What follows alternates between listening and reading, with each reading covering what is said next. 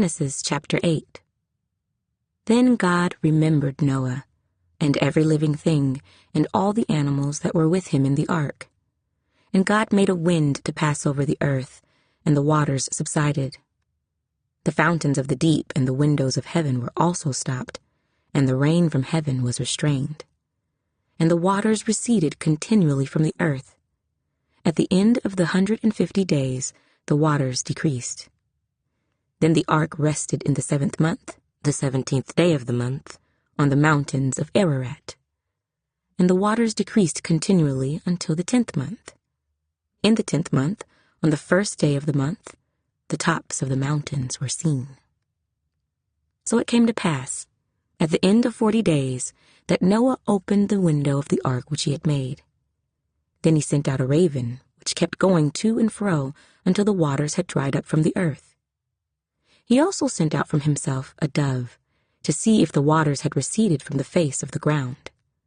But the dove found no resting place for the sole of her foot, and she returned into the ark to him, for the waters were on the face of the whole earth. So he put out his hand and took her, and drew her into the ark to himself. And he waited yet another 7 days, and again he sent the dove out from the ark. Then the dove came to him in the evening, and behold, a freshly plucked olive leaf was in her mouth, and Noah knew that the waters had receded from the earth. So he waited yet another 7 days, and sent out the dove, which did not return again to him any more. And it came to pass, in the 601st year, in the 1st month, the 1st day of the month, that the waters were dried up from the earth. And Noah removed the covering of the ark and looked, and indeed the surface of the ground was dry. And in the 2nd month, on the 27th day of the month, the earth was dried.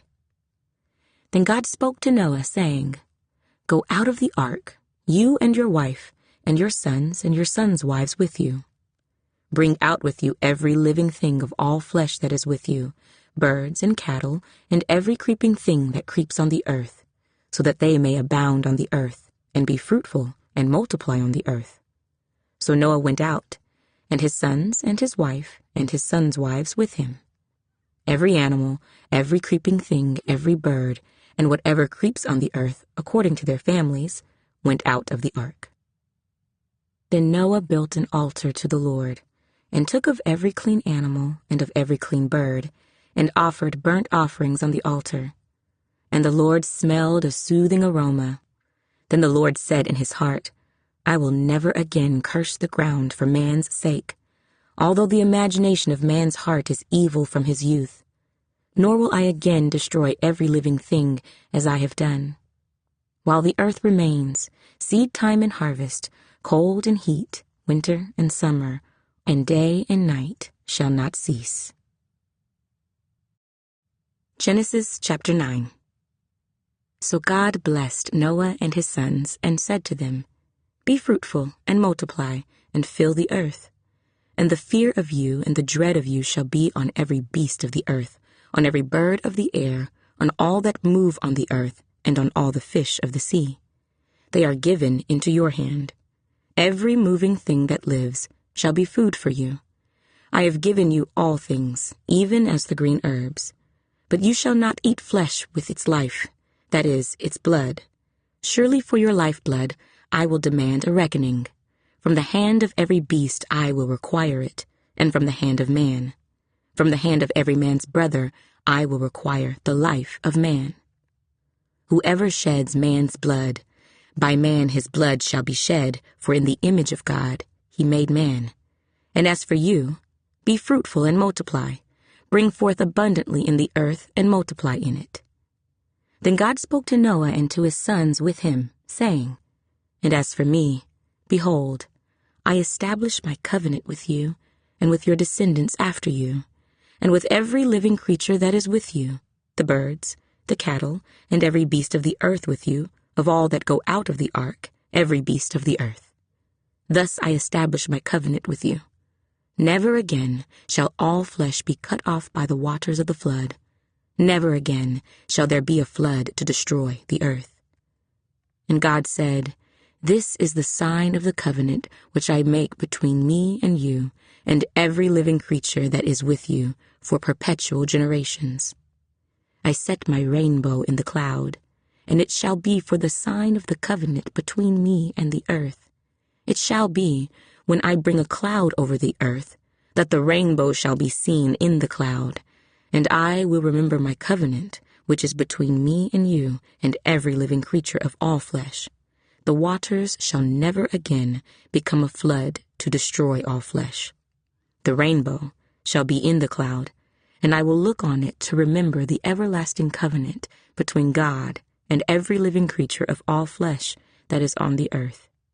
And God said to Noah, This is the sign of the covenant which I have established between me and all flesh that is on the earth. Now the sons of Noah who went out of the ark were Shem, Ham, and Japheth. And Ham was the father of Canaan. These three were the sons of Noah, and from these the whole earth was populated. And Noah began to be a farmer, and he planted a vineyard. Then he drank of the wine and was drunk, and became uncovered in his tent. And Ham, the father of Canaan, saw the nakedness of his father and told his two brothers outside. But Shem and Japheth took a garment, laid it on both their shoulders, and went backward and covered the nakedness of their father. Their faces were turned away, and they did not see their father's nakedness. So Noah awoke from his wine, and knew what his younger son had done to him. Then he said, Cursed be Canaan, a servant of servants, he shall be to his brethren. And he said, Blessed be the Lord, the God of Shem, and may Canaan be his servant. May God enlarge Japheth, and may he dwell in the tents of Shem, and may Canaan be his servant. And Noah lived after the flood 350 years. So all the days of Noah were 950 years, and he died. Genesis chapter 10. Now this is the genealogy of the sons of Noah, Shem, Ham, and Japheth, and sons were born to them after the flood. The sons of Japheth were Gomer, Magog, Madai, Javan, Tubal, Meshech, and Tyrus. The sons of Gomer were Ashkenaz, Riphath, and Togarmah. The sons of Javan were Elisha, Tarshish, Kittim, and Dodanim. From these the coastland peoples of the Gentiles were separated into their lands, everyone according to his language, according to their families, into their nations. The sons of Ham were Cush, Mizraim, Put, and Canaan. The sons of Cush were Seba, Havilah, Sabta, Raamah, and Sabteka. And the sons of Raamah were Sheba and Dedan. Cush begot Nimrod. He began to be a mighty one on the earth. He was a mighty hunter before the Lord. Therefore it is said, Like Nimrod, the mighty hunter before the Lord. And the beginning of his kingdom was Babel, Erech, Akkad, and Calneh in the land of Shinar. From that land he went to Assyria and built Nineveh, Rehoboth-ir, Calah, and Resen between Nineveh and Calah. That is the principal city. Mizraim begot Ludim, Anamim, Lehabim, Naphtahim, Pathrusim, and Casluhim, from whom came the Philistines and Caphtorim. Canaan begot Sidon, his firstborn, and Heth, the Jebusite, the Amorite, and the Girgashite, the Hivite, the Archite, and the Sinite, the Arvadite, the Zemarite, and the Hamathite. Afterward the families of the Canaanites were dispersed.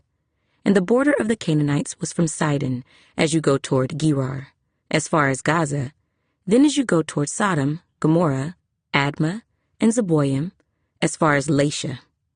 These were the sons of Ham, according to their families, according to their languages, in their lands and in their nations. And children were born also to Shem, the father of all the children of Eber, the brother of Japheth the elder. The sons of Shem were Elam, Azhar, Arphaxad, Lud, and Aram. The sons of Aram were Uz, Hul, Gether, and Mash. Arphaxad begot Salah, and Salah begot Eber. To Eber were born 2 sons. The name of one was Peleg, for in his days the earth was divided, and his brother's name was Joktan. Joktan begot Almodad, Sheleph, Hazarmaveth, Jerah, Hadoram, Uzal, Diklah, Obal, Abimael, Sheba, Ophir, Havilah, and Jobab. All these were the sons of Joktan, and their dwelling place was from Mesha as you go toward Sephir, the mountain of the east. These were the sons of Shem, according to their families, according to their languages, in their lands, according to their nations. These were the families of the sons of Noah, according to their generations, in their nations, and from these the nations were divided on the earth after the flood.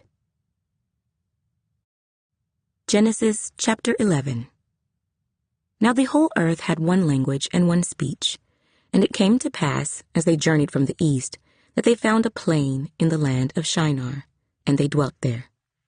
Then they said to one another, Come, let us make bricks and bake them thoroughly. They had brick for stone, and they had asphalt for mortar.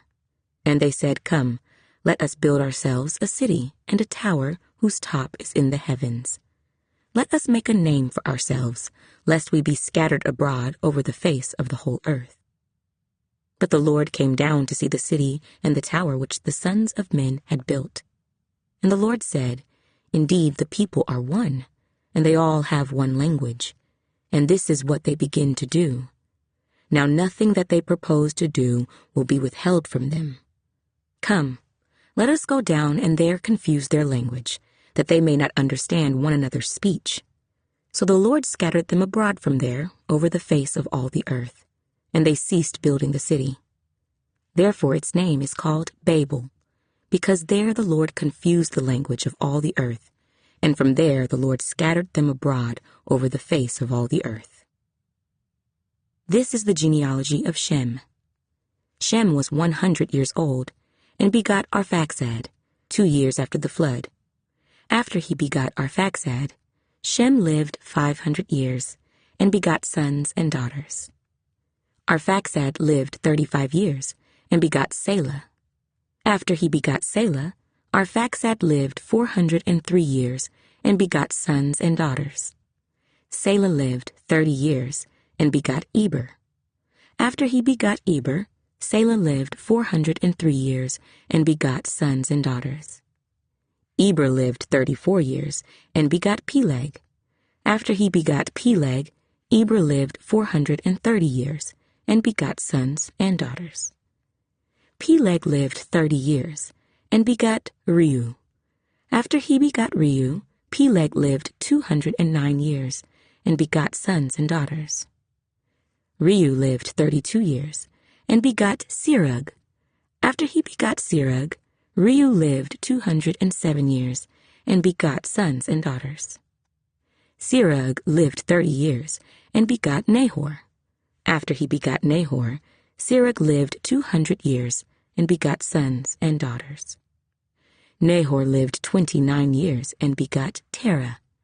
After he begot Terah, Nahor lived 119 years, and begot sons and daughters. Now Terah lived 70 years, and begot Abram, Nahor, and Haran. This is the genealogy of Terah. Terah begot Abram, Nahor, and Haran. Haran begot Lot. And Haran died before his father Terah in his native land, in Ur of the Chaldeans. Then Abram and Nahor took wives. The name of Abram's wife was Sarai, and the name of Nahor's wife, Milcah, the daughter of Haran, the father of Milcah, and the father of Iscah. But Sarai was barren. She had no child.